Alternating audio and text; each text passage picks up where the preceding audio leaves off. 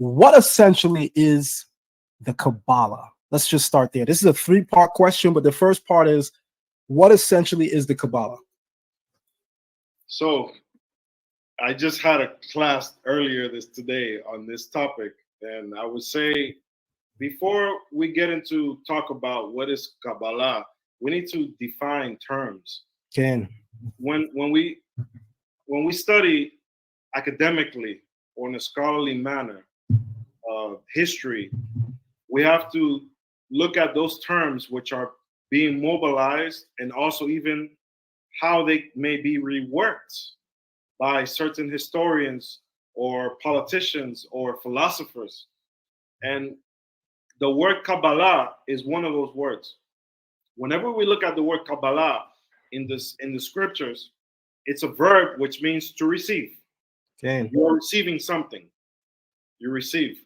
This is from the verb kibel, which is Chof Bet Lamed. Now, when we move out of the Hebrew Bible and into the Mishnah Hebrew, we can see clearly in how this term is utilized in a different way.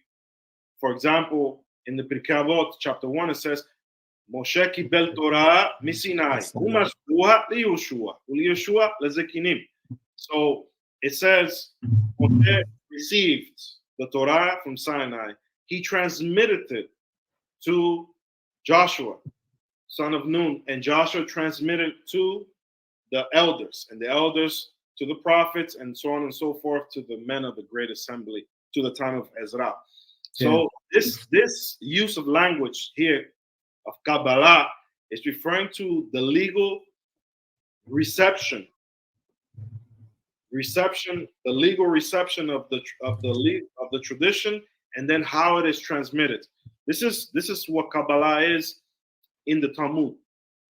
Now, we move forward to the 13th century Zohar.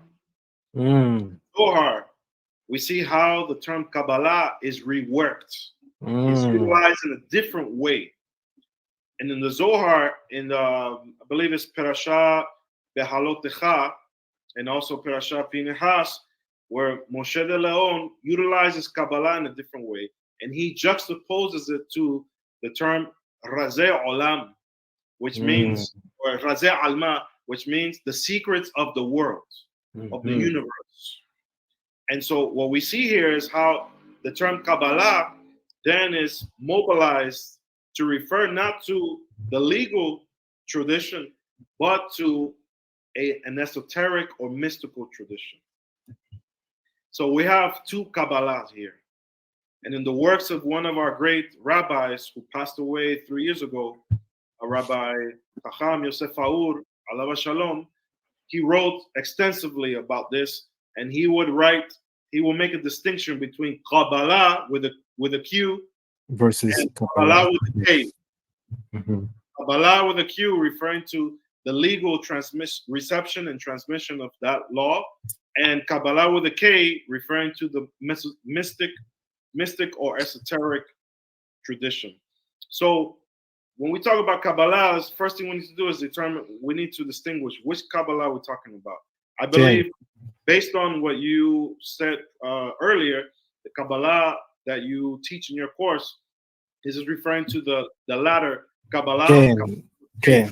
So what is this talking about? According to this tradition, it begins with the Hasidei Ashkenaz. The Hasidei Ashkenaz in the 9th century were a group of Jews living in the Rhineland. They were the first to write texts referring to this mystical tradition. We have, within that context, we have the Sefer Yetzirah, we have the Sefer Tahir, the Book of Splendor, and the Book of the Creation or Formation. This tradition comes into northern Spain, and then we have the Zohar. After the expulsion from Spain, then we have a very famous Kabbalist known as Isaac Luria, or Arizal. And he had many disciples, and his disciples then wrote down his teachings, known to us as Lurianic Kabbalah. such as Chaim Vital, Moshe Cordovero, and others, and Yosef de la Reina. In this literature, we will find what you mentioned as theoretical Kabbalah and also even practical Kabbalah. Okay. Many of these Kabbalists were living in Safat, in northern Israel, after the expulsion of Jews in 1492. Yes. Many of these Kabbalists relocated to Safat. Now, why did they relocate to Safat? They relocated specifically to that city because of what it says in the Zohar. The Zohar speaks about the messianic renewal or revival beginning in that region. That's right. And this is why they established themselves there. And Rabbi, just let me just interject for one moment. Hold your thought, okay? Yes. Because I have a large audience. I have people that follow Tanakh, and I have people who are Messianic Jews. Okay. So now I'm going to speak to the Messianic Jews that are watching. I'm going to say, listen carefully. Safed, that he's speaking of, is known in Berit HaChadasha, the New Testament, as Galilee. In the Zohar, in reference to the return of the Mashiach, it says the Mashiach will first appear in Galilee because it is here that the exile began. So it is here that the Mashiach will appear first. There are even some that argue that in ancient times in biblical Israel, there was a prophetic center and academy also in this region. So we know that there are prophetic centers in various parts of the land. We have one in Bethel, we have one in Nayot, in the tribal portion of Benjamin, and we certainly have one in the north. And some argue that it's around the region of Safed, right? Modern Safed, which would be known in the Bible as Galilee, and which would be around, I believe, the tribal territories of Naphtali. Okay, but please do continue. So in that region in the 15th century, 15th and 16th century, we have various Jewish traditions which are developing and which form part of the Jewish people today. I'll give you a very good example. If you go into any Jewish business today or a Jewish home, you're going to find on the wall a mezuzah. The mezuzah is a scroll with two portions of the Torah, with Shema Israel, and then the second portion of Shema Israel. So we have Deuteronomy chapter 6, verse 4 to verse 9, and then Deuteronomy chapter 11, verse 13 to 21. So we have these two passages on one scroll, and that scroll is then put in the case, and it's on the wall, on the doorpost as you walk in on the right side. That's mezuzah. That's a biblical commandment, to remember the commandments. Now, what's interesting about observing a Jewish practice in relationship to this is most Jews will kiss. They will kiss the mezuzah as they walk in or as they walk out. This custom developed among the Kabbalists in between the 15th and 16th centuries. They developed that custom because there's a reworking or interpretation of Psalms 2 where it says kiss the sun. Right. Kiss the sun in Psalms 2, and then kissing the sun, kissing the mezuzah, which is the Torah scroll or the embodiment of the Torah, the Messiah or the Son, which is referring to a specific theology within the Zohar. There are three pillars. There are three pillars, and the middle pillar is referring to Bar, which is sun. And so according to this interpretation, when you kiss the mezuzah, you're kissing the sun and you're kissing the Torah. So this developed in that region of the Holy Land between the 15th and 16th century. So Jews who are practicing this today, they might not know where it came from, but that's the source. And that's based on Kabbalah. So that's actually that's more than theoretical Kabbalah. It's actually practical Kabbalah, because that is you're performing an activity which then goes back with interpretation, which is then theoretical. That's right. You spoke about meditative Kabbalah. Meditative Kabbalah was developed by Abraham Abulafia in Spain. Oh my God. Before what Meir Abulafia tried to do was find ways to what we'll call anthropocentric Kabbalah. So we have different types of Kabbalah. We have a cosmocentric Kabbalah, which focuses on the cosmos, the universe. We have an ecological Kabbalah, which focuses on the plants and the animals, and also reincarnations or transmigrations of souls. Okay, and Gilgulim. And then we have an anthropocentric Kabbalah, which is focusing on the human being and aspects. And so Meir Abulafia took meditation, mantra meditations, contemplations, visualizations, breathing, wearing certain types of clothing, all based on the Zohar, in order to take the individual to a discipline, to a specific discipline of the theory of Kabbalah based on the anthropos, which is the human being. So we have those three. This is what the Kabbalah is. That's right. This is the Kabbalah with K, once again. Thank you so very much. You know, I became acquainted with Rabbi Abraham Abulafia's work through Ari Kaplan. Okay. Yes. Ari Kaplan goes extensively. He has an entire chapter dedicated to him in this work.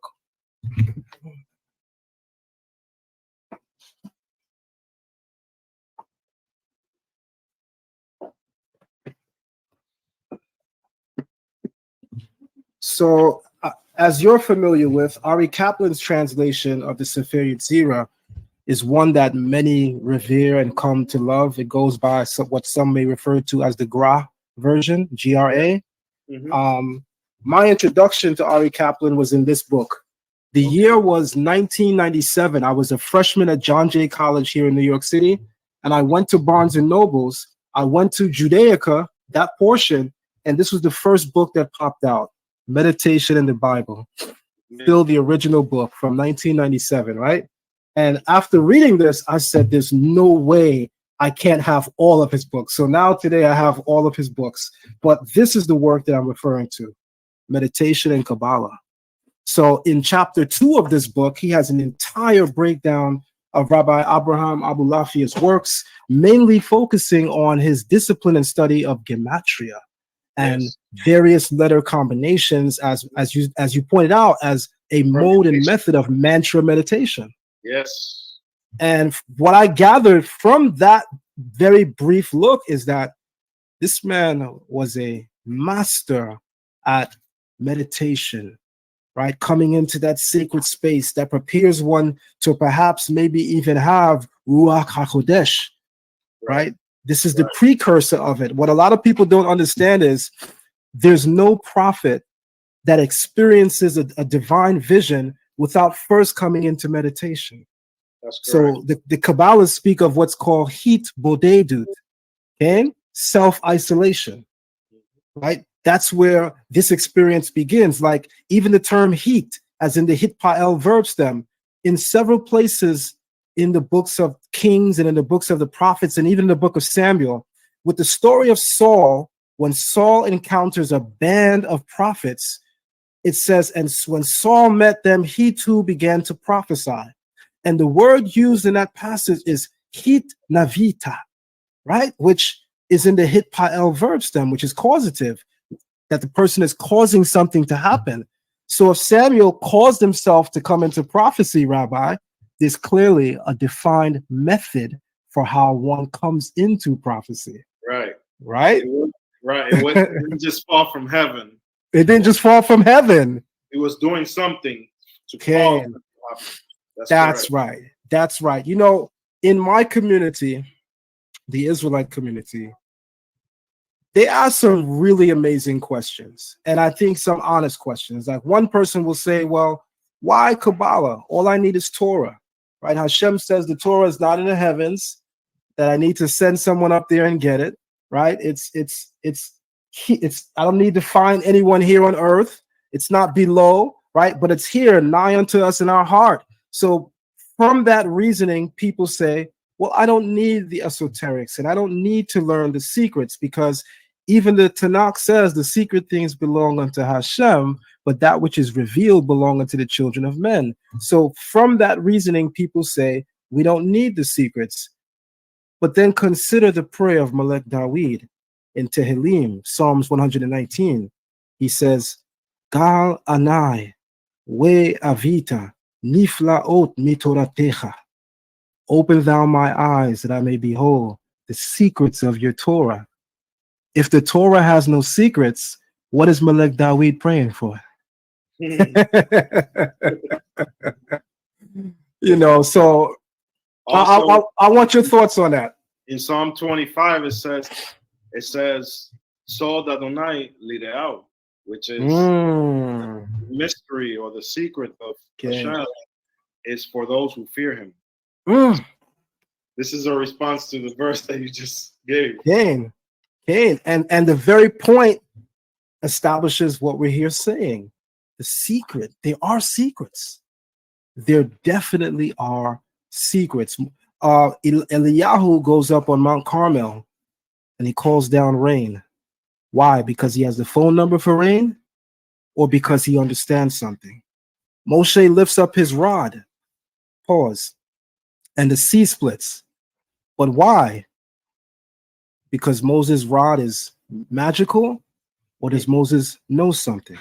For instance, and I'll just say this in brief, Kabbalists say that when Moshe killed the Egyptian, and the Torah says he looked this way and he looked that way, Kabbalists point out that term kol having a numerical value of 25 and denote or deduce from there that Moshe actually uttered a divine name and through that dispelled the Egyptian. So he actually didn't lay a finger on the Egyptian when the Torah records that he killed him, but he uttered a very significant combination of the divine name. Now, these are the things, once we graduate from what I would call, and I mean this with all humility, kindergarten discussions in various communities, when we graduate from just talking about base level conversations, we can begin to entertain the things that our ancestors actually left on record, right? So on that point, Rabbi, my next question develops a bit deeper, since now we're in Kabbalah. We're all the way there now. So let's talk about